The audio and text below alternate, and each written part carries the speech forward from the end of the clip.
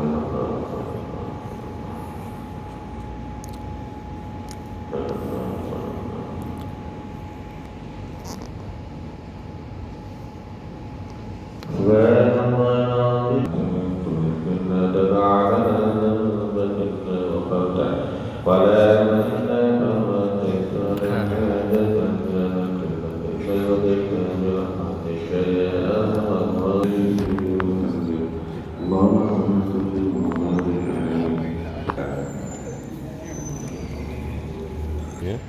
Apa nama Ustaz ni?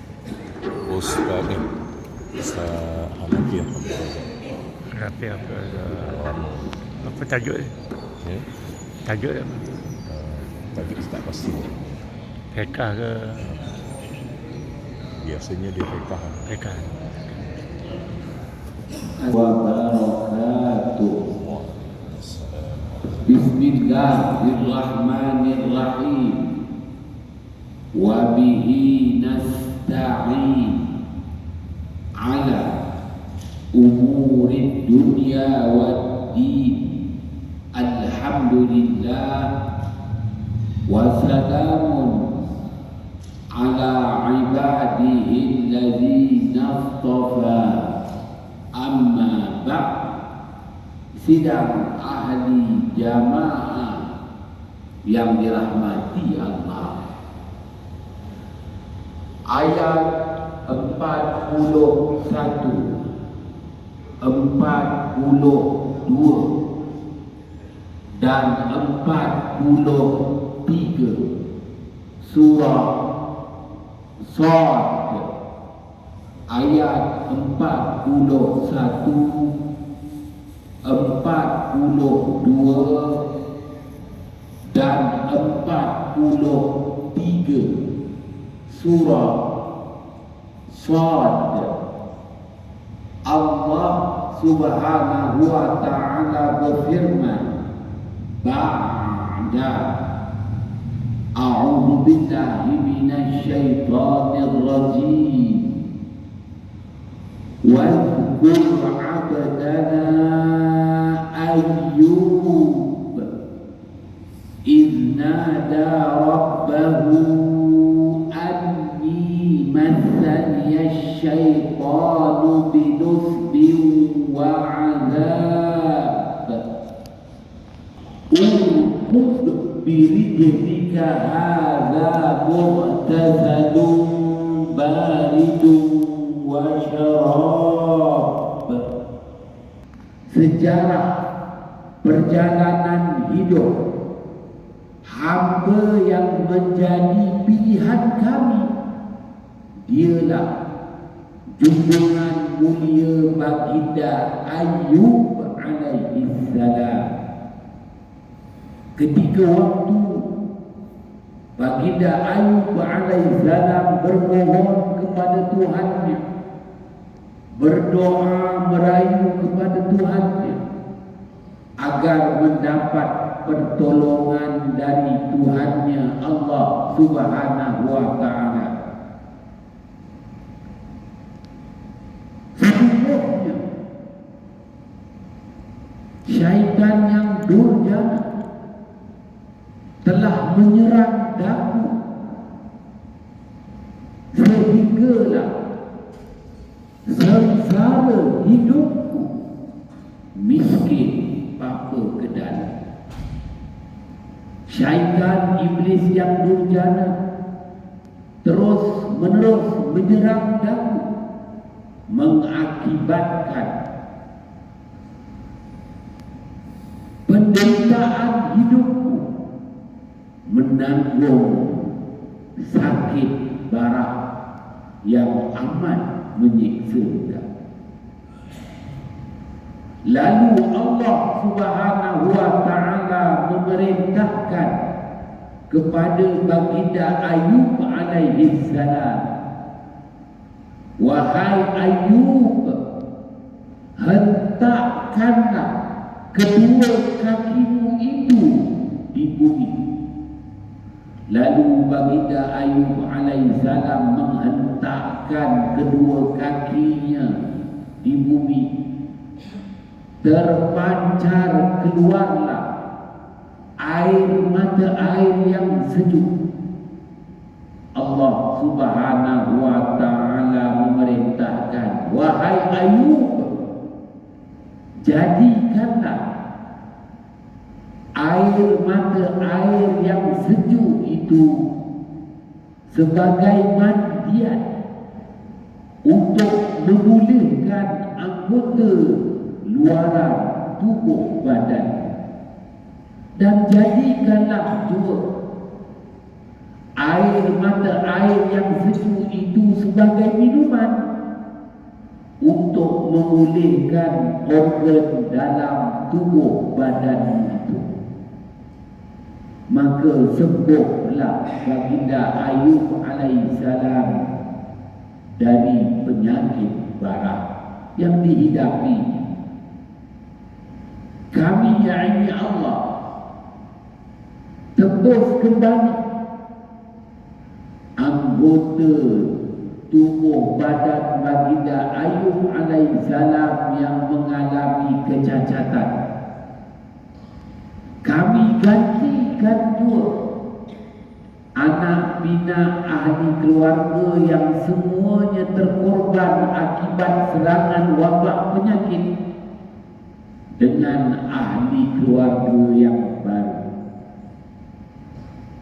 Dan kami anugerahkan peruntukan khas buat baginda Ayub alaihissalam dengan ladang gandum yang luas,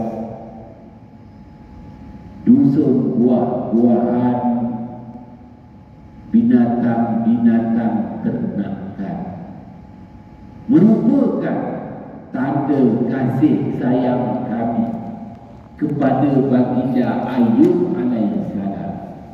Dan ianya peringatan penting bagi setiap orang yang beriman yang mampu memikirkannya. Sidang ahli jamaah yang dirahmati Allah, ayat 41, 42, 43 surah Shad, Allah Subhanahu wa ta'ala bentangkan kepada kita sejarah perjalanan hidup junjungan mulia baginda Ayub alaihissalam. Rasulullah sallallahu alaihi wasallam bersabda, hadis riwayat Imam At-Tirmidzi, kana Ayub alaihi salam ahlaman nas wa asbaran nas wa a'zamahu lil ghaib, atau kama qala Rasulullah sallallahu alaihi wasallam. Artinya, sesungguhnya baginda Ayub alaihissalam itu tokoh, bukan tokoh Ma'al Hijrah peringkat 7 ya. Baginda Ayub alaihissalam itu seorang tokoh, Nabi, Rasul yang amat bermurah hati. Tokoh, Nabi, Rasul yang amat bermurah hati kepada seluruh makhluk. Baginda Ayub alaihissalam itu tokoh, Nabi, Rasul yang amat tabah, sabar, redha menghadapi tekanan hidup, bebanan hidup, desakan hidup. Baginda Ayub alaihissalam itu tokoh, seorang Nabi, seorang Rasul yang tidak menyimpan sedikit pun di lubuk hati sanubarinya hasad, dengki, dendam, khianat. Malah mampu mampu memadamkan api kemarahan di lubuk hati sanubarinya. Dialah junjungan mulia baginda Ayub alaihi salam. Sidang ahli jamaah yang dirahmati Allah, iblis syaitan yang durjana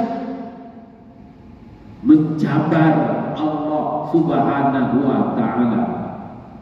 Wahai Allah, buktikan baginda Ayub ini seorang yang amat bermurah hati. Buktikan baginda Ayub ini seorang yang amat tabah, sabar, redha. Buktikan baginda Ayub ini seorang yang tidak menyimpan sedikit pun di lubuk hati sanubarinya hasad, dengki, dendam, khianat. Allah Subhanahu wa ta'ala maha berkuasa. Allah Subhanahu wa ta'ala maha mengetahui. Allah Subhanahu wa ta'ala maha bijaksana. Allah Subhanahu wa ta'ala maha pengasih, maha penyayang. Umat yang mengelilingi, mengepung bangsanya, lalu menyerang untuk membunuh bangsanya. Sidang ahli jamaah yang dirahmati Allah, iblis syaitan yang durjana sebar luaskan umat Tauhid, bermula dengan menyerang ladang gandum, lalu musnahlah ladang gandum milik baginda Ayub alaihissalam. Kenapa baginda Ayub alaihissalam tanam gandum luas, ladang gandum yang luas? Kerana baginda Ayub alaihissalam seorang tokoh Nabi Rasul yang amat bermurah hati.